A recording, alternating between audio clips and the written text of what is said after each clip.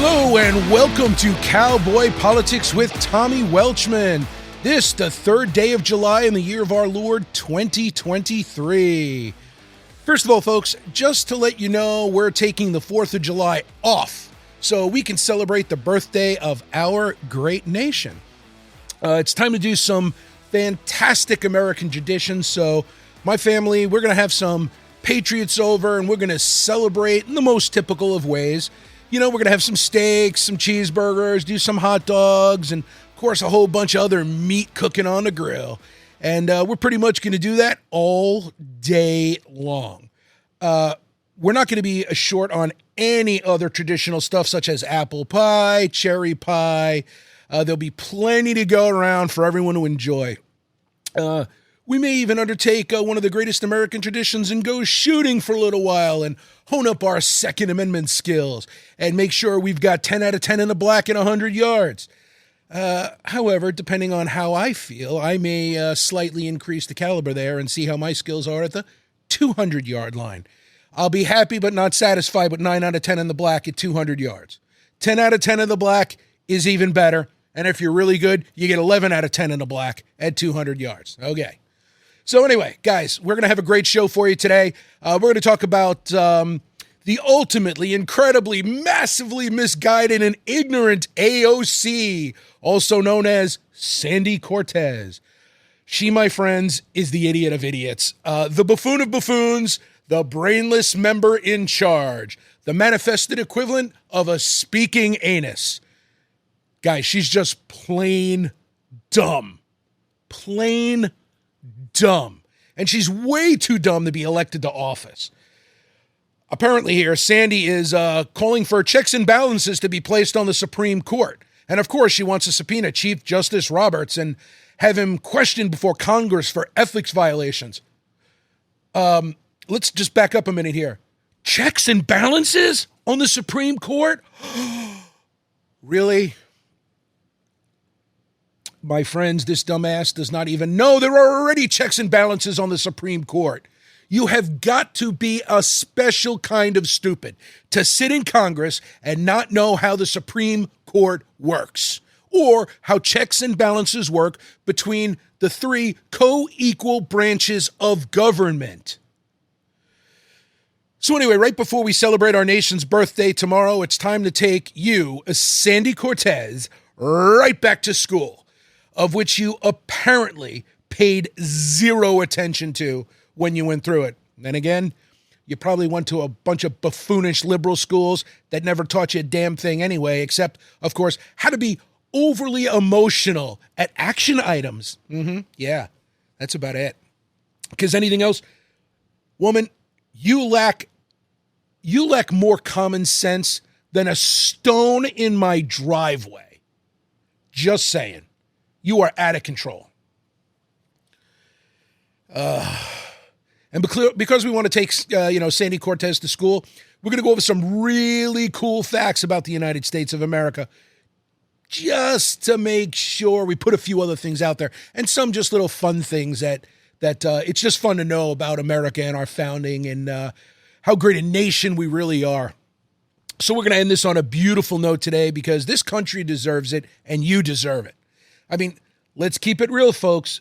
There's a time to criticize these fools like Sandy Cortez, and then there's a time to just rejoice in the greatness of our nation and to celebrate its birthday and to renew our energy as patriots and simply enjoy the wonderful liberty we have every day right here in the God-blessed United States of America. So without further ado, my friends, let's just jump right in there and get Sandy Cortez's nonsense behind us so we could celebrate America.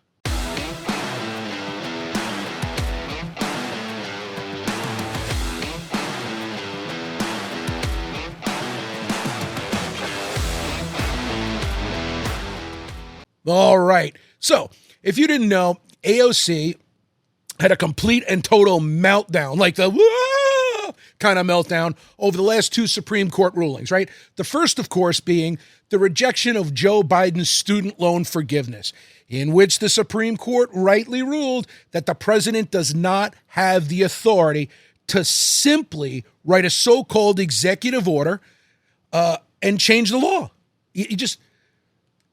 There's things that are just too far, and you cannot do that. Hey, Sandy, Sandy, that's a check and balance. You listening? Okay, sweetheart, you're so pretty. That is a check and balance, a check and balance. The second case, of course, that just recently went through the Supreme Court, also being the ruling that affirmative action is no more. That's another form of racism, folks, and thank God our Supreme Court did away with it. It does not comport with the 14th Amendment of the United States. So affirmative action was, rightly so, struck down. So here's a couple of the headlines pertaining directly to Sandy the Meltdown Cortez. Yeah, that's right, folks. She is the princess of all ridiculous meltdowns. So here's the first one from Fox News, right? AOC proposes subpoenas and impeachment to limit SCOTUS justices' power following landmark decisions, right? So here's that headline. Now, we just got to admit, folks, that AOC has absolutely no idea how the Supreme Court works. I don't think she knows how any of this stuff really works. She's such a blind libtard. It's virtually impossible to understand how this woman even knows how to open a refrigerator door or use the restroom or do something so basic as to wipe her nose when it's running, right? Here's another quote from Little Miss Genius Cortez from the Washington Times. And for those of you who are not watching Rumble and listening to Spotify or Apple or one of your other favorite podcasts, I'm going to read what she wrote, okay? Here's what the dum-dum said, right? Quote, "The Supreme Court has not been receiving the adequate oversight necessary in order to preserve their own legitimacy. And in the process, they themselves have been destroying the legitimacy of the court, which is profoundly dangerous for our entire democracy." End quote. Thank God we're ending the quote. It's hard to fit much more stupid between two quotation marks. It's amazing to think that this woman has absolutely no idea how the Supreme Court works, apparently, checks and balances at all, and she has no idea that we have three equal branches of government. Now, we're going to cover all of that another day, but we're going to just chew apart what Sandy Cortez did. All right? Captured directly from the New York Compost. New York Post. Yeah, that's it. New York Compost. Ladies and gentlemen, watch this little 30 or 40-second clip of AOC letting all of her ignorance just hang out right there for everybody to see. Take a look at this. Around these cases, we have justices saying that the Supreme Court is going themselves much too far. They are expanding their role into acting as though they are Congress itself. And that, I believe, is an expansion of power that we really must be focusing on. The danger of this court and the abuse of power in this court, particularly as it is related to the entanglements around conflicts of interest as well. What amazes me about this woman is she doesn't even realize that there's limits placed upon the Supreme Court. SCOTUS doesn't just have some kind of mandate where it just says, run amok, do anything you want, no governing documents, whatever you say goes. What is she, an idiot? It doesn't work that way. First of all, check and balance, right? The Supreme Court is not a legislative body and they cannot create laws. Sandy, listen up, girl. They cannot create laws. All right, let's talk about this a little bit. We'll see if we can't help you out, honey, through the process of judicial review. You might want to write that down, Sandy. Judicial review, okay? What that is that's when the Supreme Court checks laws that Congress passes against the original wording and the intent of the United States Constitution. Oh my God, it's kind of like a limitation. It's a limitation placed upon the Supreme Court where all of their rulings and everything that they evaluate, especially here with review to being the judicial branch and reviewing the laws of Congress, right? They have to follow the Constitution. They have to weigh the law against what the Constitution says, right? Now, Congress, they have the ability, write this down, Sandy, right? They have the ability to check on the Supreme Court in a few ways, one of which being they can amend the Constitution and pass new laws, and also do things like approving the president's appointment of justices to the court, or what we all are afraid of, but they do have the power to do this, right? Controlling the number of justices on the court, just as the Constitution provides. And we can impeach judges that are guilty of treason, bribery, or high crimes and misdemeanors. Okay? You writing that down, Sandy? Yes, AOC, you big buffoon. Now, what you can't do, my dear, you can't just subpoena and impeach a judge because you don't like his ruling against the original Constitution when he's weighing laws. Right? No matter how passionate you are about the subject or how misled your itty-bitty little teeny tiny piece of gray matter that rests between those two ears, the things on the side of your head, because you want to, as a liberal leftist loon, went to a liberal leftist loon university and have absolutely zero intellect knocking around up there. And just to cover these last two cases, just quickly, affirmative action was the day it began to the very moment it ended racism. It was 100% racism. The only reason the left was happy with it is because it was racism that worked in their favor. But that's okay, right? What they didn't want was any white people getting in the Ivy League universities, medical schools, law schools, and they certainly didn't want any of the youth of Oriental descent getting anywhere. Those Oriental people that score like wicked high on every placement test they take. Oh, my poor dear Sandy. This does not an impeachment make. You cannot just impeach or question or subpoena a SCOTUS justice because you don't like the way they ruled. Their governing document is the Constitution, and everything they do has to be weighed and compared to the original writing and intent thereof. Now, I know. Your intellect is a little low, so I'll try to speak in slightly more simple terms for you, honey. Just so you know, Sandy, we have 3 branches of government, right? And each one checks on the other 2, such as when the legislative branch confirms the president's nomination for judicial purposes, and that's how Congress checks and balances the courts. And Congress also does have the right to impeach and remove from office. But nowhere in the Constitution does it say, because liberal and ignorant Democrats don't like the Constitution, or when the court follows the Constitution, that you could just go impeach somebody. You guys know it is a Southern insult when you look and say, "Now, sweetie." Yes, there's other words that come from the North that are much more direct. But in the South, when someone looks at you and says, "Now, sweetie," that's about as raw as it gets, right? The Supreme Court even has the right to overrule its own previous decisions. Yes, they can do that. In fact, if you want to take a look, Sandy, the Library of Congress tracks all the history of all the overruled Supreme Court cases. So you can go back and look and see how often this happened. Okay, sweetie? Yes, you can.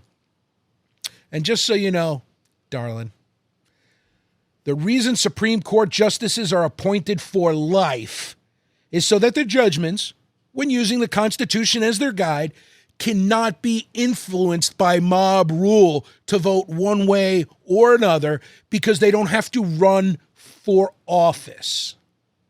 Do you understand how that works, sweetie? They have a job for life, so the mob can't sway them. So pressure can't be brought upon them to do something else because they don't have to worry about running for re-election in 2 years or 5 years or 10 years.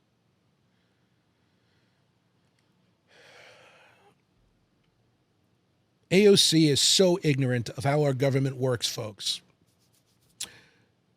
I can't even believe they use her as a squad member. Unfortunately, I kind of can. But even the squad, just so ignorant and so emotionally driven that they're unable to even use the slightest bit of intellect. It's all emotion. Unfortunately, AOC, that's true for the left-wing lunatic judges too, who are mostly ignorant and entirely driven by emotion, like the new Ketanji Brown Jackson, who has no idea about the Constitution, its original intent, or how it's to be interpreted. Like you, AOC, Ketanji Brown Jackson is ruled by emotions and feeling, not by reason and intellect. And she doesn't have any fidelity to the Constitution of the United States. Oh my God. If you haven't read Justice Thomas's majority opinion yet, where he absolutely takes a hammer to Ketanji Brown Jackson in the dissent, it's beautiful, it's wonderful, it's gorgeous, it's a work of art. Read it. Sandy, I know, lots of big words. Two things though, Sandy, okay? AOC. Dictionary, thesaurus. Not dinosaurus, thesaurus. Dictionary, thesaurus. Read the majority opinion. Maybe there could be hope for you, though my confidence remains low. Very low for anything intellectual to be absorbed by AOC's gray matter. Guys, it's insane that we got people like this in office. It's just crazy. And for the most part, you know, we conservatives, we handle it very, very well. For instance, let's talk about the things we don't do, right? We don't burn buildings down. We don't riot in the streets. We don't destroy entire cities, burn cars, attack police, burn down police precincts. We don't break into stores and kill store owners, beat people with 2x4s, and light everything that can burn on fire. We don't do that. So here in the final analysis, my friends, what we have here is another ignorant liberal Democrat who simply wants to interfere with the Supreme Court when it doesn't vote the way she wants it to vote, or they, concerning all the liberal Democrats. And I know it can be frustrating on either side of the aisle for the Supreme Court to come out and say something is not constitutional or is constitutional, and therefore can or cannot be enacted. Or it's just got to be canceled for whatever reason. What she's trying to do is much more sinister than that. It's exactly what our founders wanted to prevent, which is control of the Supreme Court by mob rules. That's what they wanted to prevent.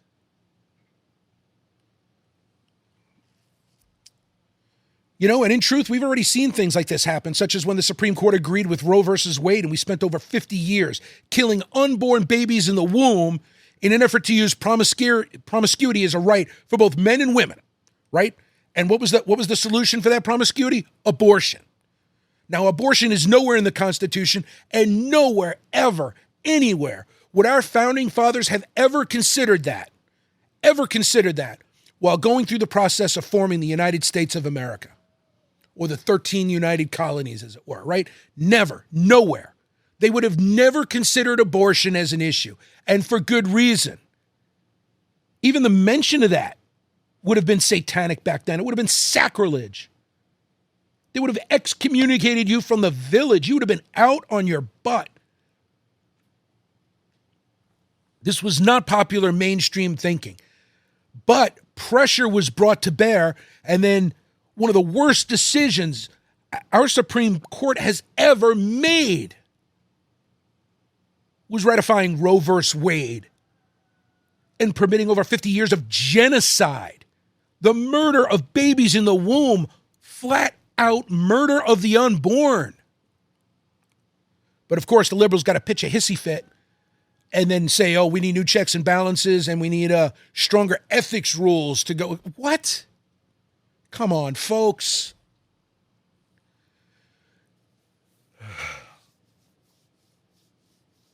You know, I'm tired of it, and I know many of you out there are tired of it. The fact that emotion is what is in charge of the behavior of almost the entire liberal side of the aisle. Right? Likewise, right, this last ruling that they came out with, the SCOTUS, concerning affirmative action, it was rightly adjudicated and unconstitutional. It's gone, right? And though we've had some controversial rulings in the past, I have to confess that personally, I am proud to have been alive while Justice Thomas served on the Supreme Court of the United States. In my humble opinion, he is one of, if not the greatest jurist ever to occupy a chair on the Supreme Court. He's brilliant. And here is yet another example of the left gone loony. Even though Justice Thomas is a black man, the left hates him. Why? Why would they hate Justice Thomas? Because he's not their puppet. Because they can't shove their hand in his butt and make him do what they want him to do, like Ketanji Brown Jackson will, or Sonia Sotomayor. Because Justice Thomas doesn't think the way they think. Because he does not want to do what they want him to do. So they've insulted him, and part of it's because of his color. And in some circles, they even branded him a white supremacist. And why? Why is this? Why would they do such a thing to Justice Thomas? Simply because he will not go along with the pressure of mob rules, which happens to be exactly what he is not supposed to do. He is not to be influenced by the mob. He is not to have pressure exerted against him to vote one way or the other, because he'll make this group happy or he'll make that group happy or accomplish this goal or that goal for any one political party. He is to weigh and judge all matters that come before him in light of what the Constitution says about that subject and or how it would be applied, and to the best of their ability to interpret the Constitution and that rule or law in question. Justice Thomas is the epitome of what a Supreme Court justice should be, both in his spirit as he interprets the law, but also in his intellect as a justice. Justice Thomas is a flat-out amazing man. He is. He's an amazing man. He's an amazing jurist. And as I said earlier, I am proud to have lived during a time on which he sat on the Supreme Court of the United States. God bless you, Justice Thomas. You are an honor to the Constitution and to us all. You really are. Now, there's a whole bunch more that I can get into on AOC, but really, I want to talk more about our country and the 4th of July, and I can continue to rail on her, but that's not really want to do, on this day here right before the 4th. I couldn't really do a celebration without mentioning her specifically, though, because we've got to mention going into this 4th of July celebration here in the year of our Lord 2023, we do have the aforementioned 2 great rulings that just came out of that Supreme Court that institutes the Constitution as our governing document yet again. The ending of affirmative action and Joe Biden's ridiculous attempt at thinking that he is also the legislative branch and by fiat, he could just eliminate all student debt in the United States. Right? Got to do away with it. And neither which of those 2 things even comported with the powers granted to anybody in the Constitution in the Supreme Court.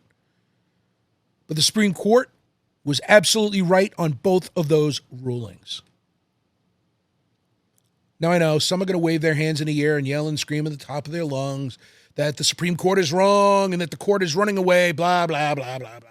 But folks, if these things had anything to do with the Constitution and there were things that should be mandated upon the government of the United States, wouldn't they have been done 100 or 200 years ago?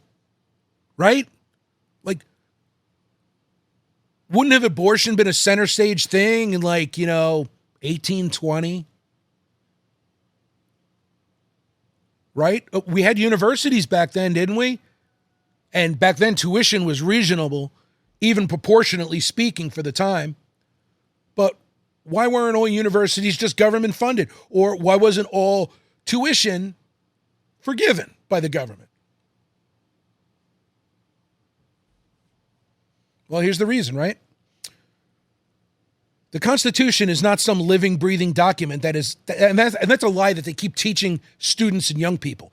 that the Constitution is a living, breathing document. They teach that in all the universities today. And let me tell you what, the document is not alive. It is set in concrete. It doesn't change and it shouldn't.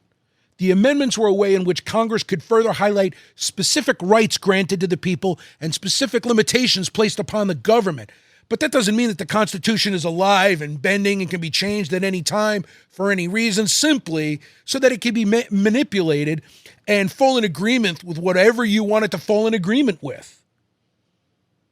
It's kind of the same, and I'm not comparing to it, it's the same as the Bible, right? In its own way, it's one truth with many applications. But the source of the truth never changes, period, end of story. Now, our Constitution is set. It may have multiple applications, but that does not mean it's a living and breathing document that can be manipulated in whatever somebody wants it to be. And that specific ideology is one of the greatest dangers the United States of America shall ever face. It's a cancer from within, taught by self-righteous law professors who have an agenda to completely change the United States from its original intent and how it was founded into some liberal, utopian, bogus society in which anything goes. Anything they want goes. That is not what the Constitution was designed to be, okay? And we all know this. It's only the liberals that are really going to have a problem with this because they want to institute things that are insane. Once again, guys, look at the whole LGBTQ movement, as if I don't rail enough on that in previous episodes. Look at this, how it's a human right. It's enshrined in the Constitution. Are they crazy? No one, until 5 minutes ago, ever even thought of how LGBTQ could be part of our Constitution. And of course, you can warp and twist portions of the of the Constitution to say, well, freedom means that and liberty means this, and this way everybody's free or everybody has liberty to do this, that, and this and that. That's not how the Constitution works either. And we conservatives, and for some just Republicans, but at least you're watching the show, we know this. But the liberals get on their pedestals and they just go haywire on it. And it's crazy. It's absolutely crazy. Thank God the SCOTUS shut down these last two things. It was wonderful. Adios, student forgiveness. You had no right to do it, Joe Biden. Adios. Good riddance. Glad to see you go. Right? Anyway, let's move on and let's spend a few moments celebrating our fantastic country. It's not going to be a very long show today, but I do want to get a couple things out there, have a little bit of fun, talk about some odd facts and some great stories in the United States of America, because we are a wonderful, fabulous nation, even though we're stuck with liberals in it. I know it's a really big horse pill to swallow. But yeah, I just want to go over some interesting things about the United States of America, its founding, and how we use some of these terms loosely, such as, here's one, like founding fathers, right? We say founding fathers all the time, but really there were 7 that were the most influential, right? Even though there were many more than that participated in the founding of our nation. But the 7 most influential by far were George Washington, Thomas Jefferson, John Adams, Benjamin Franklin, Alexander Hamilton, John Jay, and James Madison. They were by far the most influential.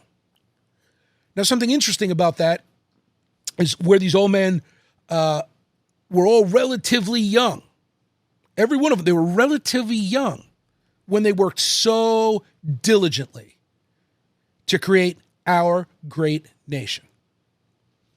Now, it's interesting that our children are taught all about the founding of our country, right, in this some crooked way. And they have all these images put in their head of all these old men standing in Constitution Hall in Philadelphia who were, 70 plus years old and, kind of, crooked over and wearing old clothes and are all wrinkled up. And that's not really true. George Washington, guys, he was 43 years old when he accepted command of the American Army during the war. Likewise, right, Thomas Jefferson, he was 33 years old when he wrote the Declaration of Independence. And John Adams was only 40 years old when he argued for American independence. Now, John Jay was 43 years old when he became the first Chief Justice of the Supreme Court. And James Madison was 36 years old when he sat at the Constitutional Convention. Alexander Hamilton was 33 years old when he was made Secretary of the Treasury. Now, the oldest of our founding fathers was Benjamin Franklin, who, at the time of the Second Continental Congress, had attained the ripe old age of 70 years. But for the majority, 6 of the 7 of our most popular founding fathers were all under the age of 50. Some in their 30s. That's phenomenal, guys. They were basically young men. Also, if you think about it, as far as groups of men went throughout history, it's hard to think of any who was influential, who changed the world as much as these men did. Now, I'm not comparing them to Jesus Christ and the 12 apostles or the fact that the Bible is the #1 selling book in all of human history. That's not the point. The point is that this small group of men, they kind of distilled years of Enlightenment thought into a form of government that sought to restrict central power of that government to protect the rights of his citizens and to ensure that the government had the consent of the governed. Now, today that sounds kind of commonplace, but back then it was the only nation of its kind. Nothing else even mimicked this level of liberty and justice, or the limitations placed upon the government. And the beautiful thing about this, my friends, is that to say this very day, the ideals that these 7 most influential founders put into action, we still believe right here, right now. Right here and right now. So it's kind of interesting to know that so many of our founding fathers were so young. It's also kind of amazing to think that on July 4th, 1776, the simple words, in Congress, July 4th, 1776, that simple phrase birthed our nation, a nation that would change the course of history throughout the world. Isn't that amazing, my friends and fellow patriots? The influence the United States of America has right now and has had over so many other nations and their varying constitutions or attempts to become more like us. And regardless of the nonsense that we hear in the news today and all the bogus claims of what a terrible place we are today, I can respond to all of their complaints. We're a nation, racist nation. We're a terrible nation. We're this nation. We're that. Oh, we're bad. We're horrible. Systemic racism, blah, blah, blah. Hey, let me answer all of that with just a simple question. If America's so bad a place, why does everybody want to immigrate here? Let's face facts, folks. The media couldn't tell you the truth if they wanted to. But the fact of the matter is, we have people running over our borders in the South, trying to invade us from the North, coming by boats into Florida, doing anything they can do to get into this country. And why do they do that? Because they want to have the opportunity for freedom and liberty, to control to whatever extent their own destinies, to work, right? Whatever job it is, to work and to earn their own money, to support their families, to have what they don't have in a lot of other countries, right? The opportunity to own land and own a home. And in some instances, it's just the opportunity to work the land that they own. It's theirs. And they want to use that land to provide food to their family or to all of us, other citizens out here. It's a beautiful and amazing nation. We have an amazing nation. And to think that the American left would do or say anything to destroy that truly breaks my heart. And I know it breaks your heart also. We have an amazing, blessed, prosperous nation. And every one of us are lucky and blessed by God to live here. So anyway, here's some other interesting facts that we can celebrate as we go through this awesome 4th of July week right here, right? As you know, the Pilgrims got here in 1620 and they landed on Plymouth Rock in Massachusetts. We all learn about Plymouth Rock, right? And there's etched into that rock, right, the date. It says 1620. Interestingly, sometime in the future, they tried to move that rock and the rock broke in half. Not a lot of people know that. That rock broke in half. They actually put it back together. But it broke in half. You could clearly see that. Those Pilgrims up there that landed up in Massachusetts Bay Colony, that was the first major settlement. And in the 17th century, that settlement founded by the Puritans that were in search of religious freedom. You know, we have to keep in mind that religious freedom meant the right to practice Christianity as the Bible dictates, as God is to be worshipped, right? It wasn't the nonsense they teach today, religious liberty meaning anything goes, right? That's not what it meant. That's not what it means. When they came here for religious freedom or religious liberty, it was to worship the God of the Bible. Now, even though that was true, they weren't right in all areas, hence the Salem witch trials, which occurred up there. And for a time, they banned the celebration of Christmas, right? They thought that was sacrilege for whatever reason, right? However, they were also responsible for the founding of the city of Boston and turning all of Massachusetts into a thriving colony. But all they ever teach our kids anymore is, the Pilgrims got here in 1620, yay. There's a lot of really cool and interesting facts. Let's talk about Pennsylvania for a second, right? We know that Pennsylvania was originally founded by a gentleman named William Penn, right? He's the namesake. And he sought to create a community as a free democratic model of religious tolerance as they had fled England again, right? The Anglican Church, the Church of England, to be able to worship the Christian God. This model is instituted by William Penn, and it did inspire parts of the United States Constitution. Now, interestingly, between the years of the Declaration of Independence and the long process of creating and ratifying a permanent constitution, excuse me, got a bit of a cough there. We were governed by the Articles of Confederation, which were a series of documents that govern the laws of our nation in the interim, right? Again, a lot of people forget that. They don't know that.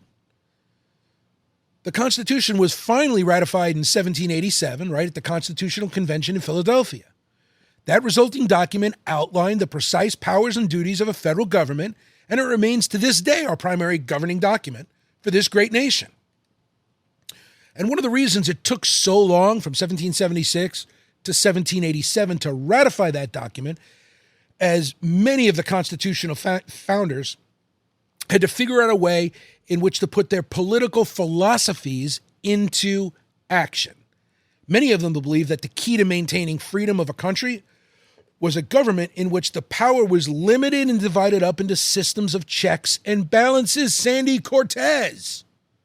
Exactly what we opened up with. They wanted to make sure the government was limited. So they did divide it up. And there's checks and balances so that no one entity or one person could ever impose his will on everyone else. And this happened to be a major part of the decision to separate the powers of the federal government into the three branches we have today: the executive, right, the judicial, and the legislative, right? Now, as many of us know, the first 10 constitutional amendments, right, also known as the Bill of Rights, come on, we know that, they were completed in 1791. And this was the document that enshrined the founding philosophy of the individual rights and freedoms in the law, and it was authored by future President James Madison. The most famous amendment in the Bill of Rights is probably the first, in which it ensures the freedom of speech and the expression and freedom of the press and freedom of religion, and it forbids the federal government from infringing upon these rights.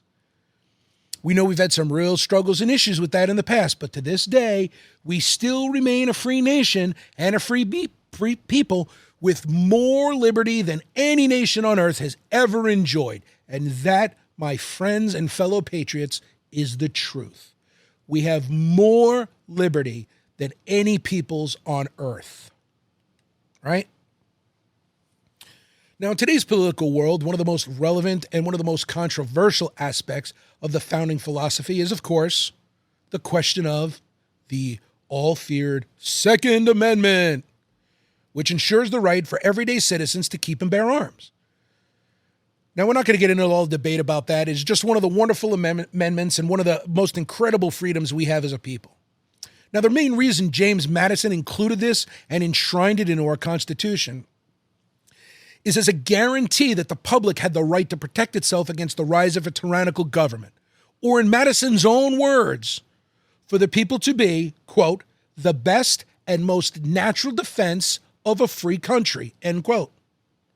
Now, what's really interesting, as we consider all of the attempts from the left to do away with the Second Amendment, or to try to find, as we know, all these workarounds for it, and ways to take our guns or to limit our ability to own them or have them. When we think back to James Madison's words, the best and most natural defense of a free country, we can see why the totalitarian left, who in today's day and age have members in their party, the liberals, right, that are communist, socialist, fascist, and they want to dispense with the Second Amendment. And it's because they can only go so far in terms of taking control of every soul in our nation, while having a populace that can protect itself from tyranny. Now, honestly, guys, I don't know if we'd be where we are today if we did not have the Second Amendment. Just the knowledge of having a Second Amendment, right, where the people have the right to bear arms, is enough to curtail the activities of the left, the communists, the socialists, the fascists, because they know that Americans can protect themselves from a tyrannical government. Now, if that one fact doesn't prove to you how brilliant all of our founding fathers were and how committed to their philosophies of freedom they were, I'm not sure anything will do that. They had the presence of mind to know the tendencies and the spirit of mankind to pursue power for its own means. And they wanted to provide the people with a way of preventing that from influencing every area of their lives. We truly had brilliant, amazing men as our founding fathers. Brilliant. And their prescience for knowing what was going to take place in the future was amazing, because they knew and admitted the nature of man. Now, any good conversation concerning the Constitution of the United States of America and its celebration has to include the separation of church and state. Now, for those of you who don't know, the separation of church and state is absolutely nowhere in our founding documents. Now, I know that may come as a shock, and many of you listening to this may not know that. You're most likely taught incorrectly in school or in college, and to this day, higher education still tries to tell us that there's a separation of church and state enshrined in our Constitution. And believe it, guys, you can look up hundreds of reporters that take their microphones, go out to the streets, and ask people, hey, in our Constitution, where do you find the separation of church and state? Oh, it's in one of the amendments. Oh, it's part of one of the articles. They have no idea. And the reason they have no idea is because it's not there. I assure you, it's not there. For those of you thinking it is, I challenge you. I dare you. Go find it. Go find it. And yes, you can just type it into a search engine. And if you do that, you know what you're going to find? You're going to find a letter from Thomas Jefferson that he wrote to Danbury Baptist Church in Connecticut concerning the separation of church and state. That's right. It's a letter. It was a letter written by Thomas Jefferson to a church. Right? And the whole spirit of the letter, it had nothing to do with not being able to have elected members who were religious or religious celebrations on government property or any of that nonsense that they've argued over the last, 100 years, not even, maybe just 75, right? It was the assurance that the church and that the government, that is the federal government, was not going to have a centralized religion, right? In other words, that you didn't have to be a Baptist or a Catholic or a Methodist or a Presbyterian to be elected to state or federal office. That was the intent of Thomas Jefferson's letter. It was not to make government devoid of religion. It was to ensure that the government would not have a state-sponsored religion. So why am I covering that the day before our celebration of the 4th of July? It's nice for some people to know that. It's an important part of our founding. And if we want to maintain this great nation in the future, we have to know the truth, right? We have to know the facts of our founding. We have to know what our Constitution says and doesn't say. Of course, no conversation's really complete without talking about George Washington as one of our most admired figures and quite truly one of the most famous of our founding fathers, right? He had this incredible reputation for having tremendous integrity and character. Washington was revered by the people of that time. Now, that's not to say that he didn't have severe critics and other founding fathers that thought him either competent or incompetent at times, but he did have a tremendous integrity of character, right? He used the powers that he had to implement freedom rather than to impose his own will on this new nation. And he also voluntarily limited his own time and power for the sake of democracy. And those are just a few of the reasons we remember George Washington today with such fondness and admiration. Also, here's a couple other interesting little tidbits that we'll just put out there for giggles, right? On the 50th anniversary of our nation, which was July 4th, 1826, both John Adams and Thomas Jefferson passed away. Yes, folks, they died on the same day. Now, American law says that it was Ben Franklin that invented the bifocal glasses, which he specifically invented so he could see from both distance and read up close. I've heard this repeated many times. I don't know if it's true or if it isn't true, but it is an interesting little tidbit, and I've been assured that this is actually a fact, that he invented the bifocals. Here's another one. In 1790, Ben Franklin had passed away in Philadelphia, and approximately 20,000 people attended Ben Franklin's funeral. Now, what's interesting about that is at the time in Philadelphia, that was 2/3 of the entire population of the city. 2 out of 3 people in all of Philadelphia went to Ben Franklin's funeral. I didn't know that. That's pretty interesting. Here's another one I wasn't really aware of, right? Apparently, George Washington's famous hairdo was not a wig. Yeah, don't let that blow you out of your chair like the Maxell guy. That was his hair. He spent an hour or so doing it each morning, styling it, and he did use powder in it, just like they used in the wigs, right? But he was actually sporting his own hair. Now, in line with the hair, apparently when George Washington gave up the presidency, he returned to Mount Vernon, right? The hair was a weird thing, right? His own. And then he retires, goes back to Mount Vernon to relax and enjoy his retirement. No, to make whiskey. He went to Mount Vernon to make whiskey. Now, I heard that as a child when I took a tour at Mount Vernon, because, lots of schools will have an outing that go there, and I was one of them. Now, granted, this was back in it's got to be the late 70s sometime. So I took this awesome tour, and they kind of went over that, that George Washington had made whiskey there. That was kind of his retirement thing. Now, I think that's great, man. I wish there was some left over. I'd try it, 150, 200-year-old. Yeah, I'll take that. Now, as for like Alexander Hamilton, and we've all heard of Alexander Hamilton, of course. As we know, he set up the country's banking and financial systems, but he was also very concerned with the safety of our coastlines and the enforcement of all the tariff laws that we had implemented. Therefore, Hamilton organized the Marine Service, which later became known as the United States Coast Guard. I wasn't aware of that. Kind of learned that just the other day when I was going through and planning all of this. And of course, we do have to speak briefly about the Federalist Papers. Okay, we got to mention the Federalist Papers, which were, as many of us know, a series of essays sent to newspapers up north in the 1780s to help rally all the support for the ratification of the new Constitution, right? They were trying to convince people to vote yay, right? Hamilton used the pseudonym Publius, and he was also collaborating with both John Jay and James Madison to write and publish the Federalist Papers. And here's one I didn't know either. And this I found really interesting. Did you know that our tiniest president of all times was James Madison? He was the tiniest president. He was only 5'4", and he only weighed right about 100 pounds.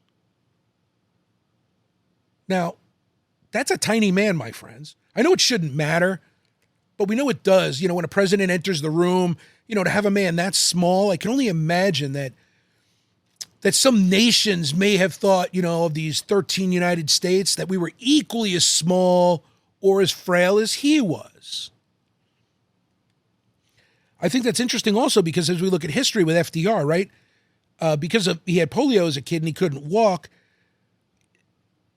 they didn't like to show him in his wheelchair, right, publicly, because they were afraid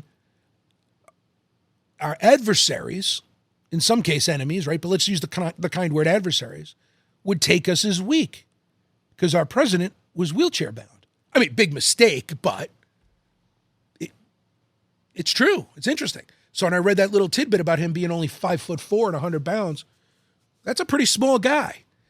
And to run our nation, today, people might think that was kind of weird because he just couldn't look big enough and powerful enough. Anyway, a lot of interesting little facts there. There's hundreds, if not thousands more of where that came from. And I just wanted to share some interesting stuff as we go on and we celebrate this 4th of July and the birthday of the United States of America, the greatest nation on earth. And my dear friends and patriots, that is going to be our show for today. Just the sharing of some great information about our nation, some fun facts, some debated ones, some innuendo, a little hearsay, but all to the glory of our wonderful nation. Of course, we're going to be taking tomorrow off, and you should be taking tomorrow off too if you can. Tuesday, July 4th, celebrate with your family. Have a great time and enjoy.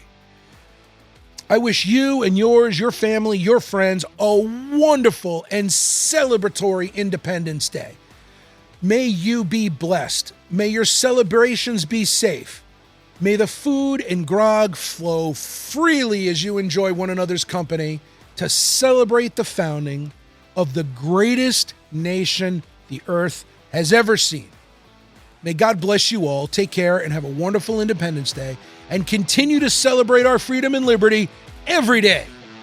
All right, bye-bye, folks. We'll see you all Wednesday. God bless. We love you. Take care.